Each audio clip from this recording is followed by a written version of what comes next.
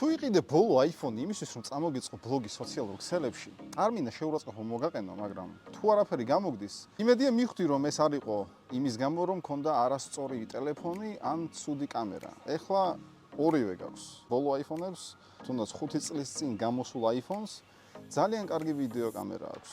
ძალიან კარგი ტელეფონი, ძალიან სწრაფი. ყველაფრის კეთება შეუძლია, მონტაჟი შეუძლია, რავი, სურათების დამუშავება. ანუ ყველაფერი გაქვს იმისთვის რომ გამოიმუშაოთ ახლა სოციალურ ქსელებით. მაგრამ შენ ამას არ აკეთებ ან ვერ აკეთებ. შენ შეიძლება გქონდეს ყველანაირი ინფორმაცია, ყველანაირი ChatGPT, DeepSeek, Google, Gemini, მნიშვნელობა არ აქვს, მაგრამ თუ არა გაქვს სამი ყველაზე მნიშვნელოვანი უნარი, ინსტრუმენტი ასე ვთქვათ. ეს არის მიზნის დასახვა, მოტივაცია და ის სიტყვა, რომელიც ძალიან მაგრად არ გიყვარს.